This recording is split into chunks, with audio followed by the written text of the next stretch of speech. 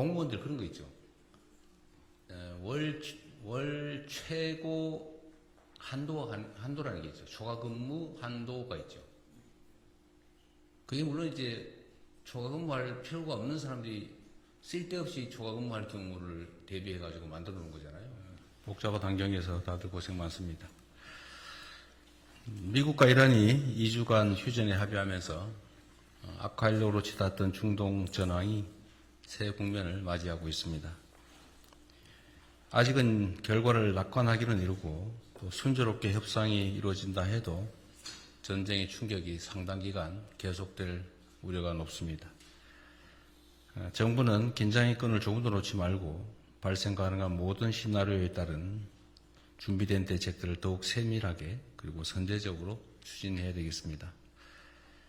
가장 시급한 과제는 현재 호르무즈 해협에 발이 묶인 우리 선원들과 선박들을 안전하게 귀환시키는 일입니다.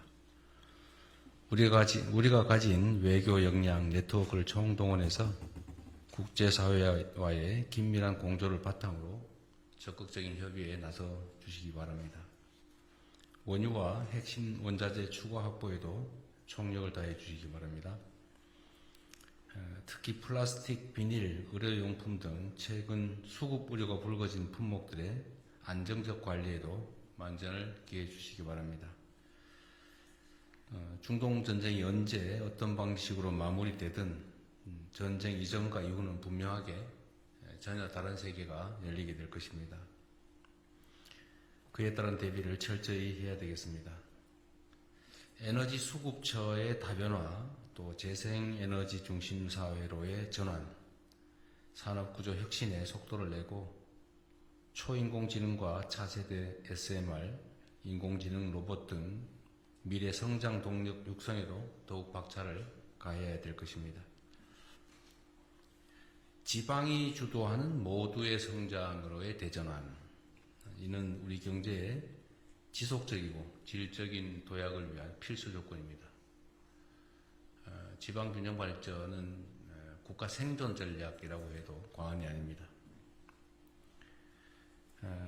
아직은 미약하긴 한데 지방이 주도하는 성장의 뉴 노멀 흐름이 곳곳에서 관철되고 있습니다.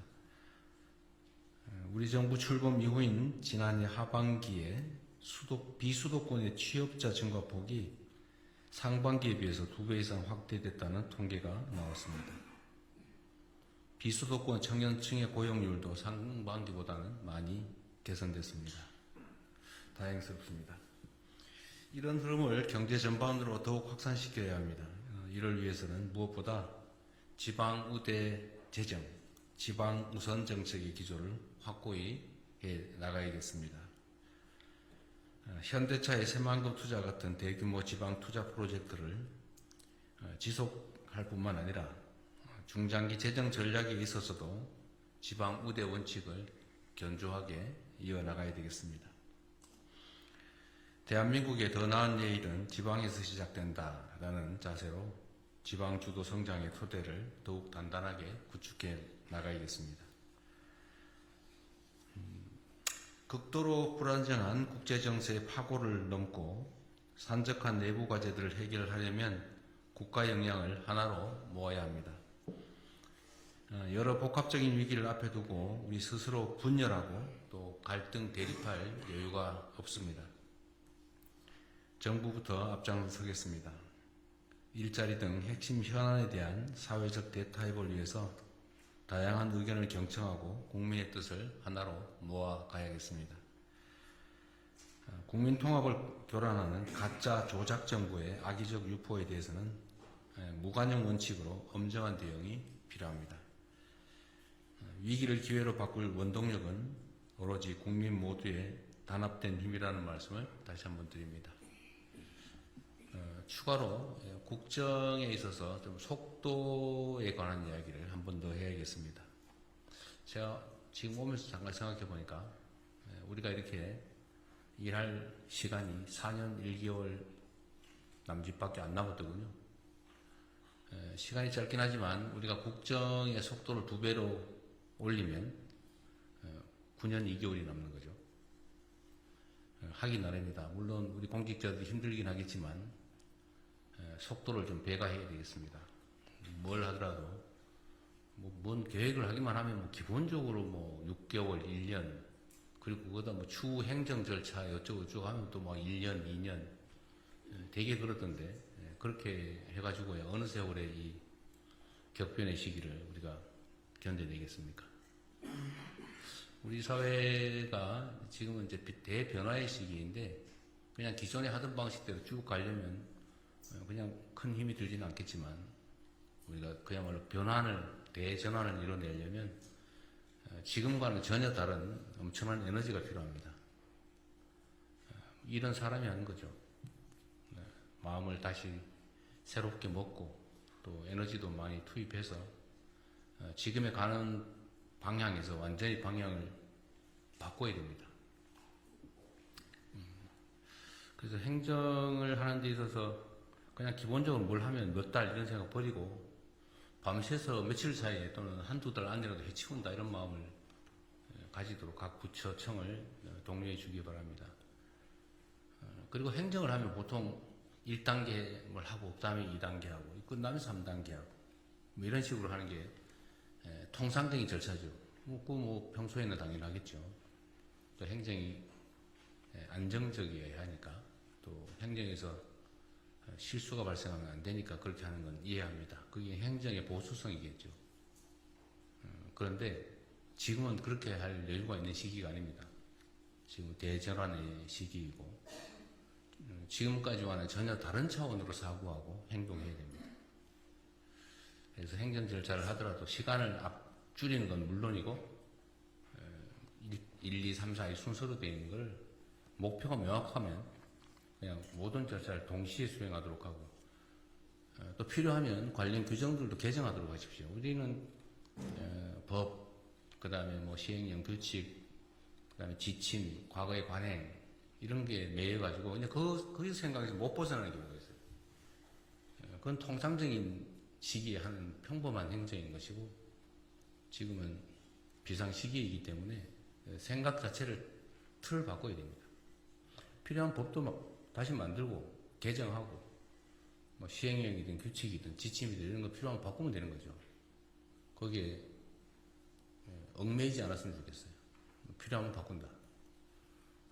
필요한 제도가 있으면 새로 만든다. 헌법의 범위 내에서 국회 협조를 받아서 필요한 법을 바꾸면 되잖아요. 국가가 지금보다 좀 더 나은 미래를 설계하려면, 국민들의 삶이 이런 전체적인 위기 속에서 더 나아지게 하려면 비상한 조치가 필요합니다. 통상적인 절차에 따라서, 통상적인 규범에 따라서, 통상적인 판단과 결정으로는 부족하죠. 그래서 지금까지도 속도를 내서 잘해왔던 게 사실인데, 지금보다 좀 더 노력을 배가해 주시길 바라고, 특히 좀 사고를 좀 바꿨으면 좋겠습니다. 얽매이지 말자. 속도가 2배면 일을 2배 할 수 있다. 근데 우리가 일할 수 있는 시간이 제한되어 있기 때문에 드릴 말씀입니다. 못했다는 얘기 전혀 아닙니다. 다들 열심히 잘하고 있어요. 잠을 좀 더 줄이자.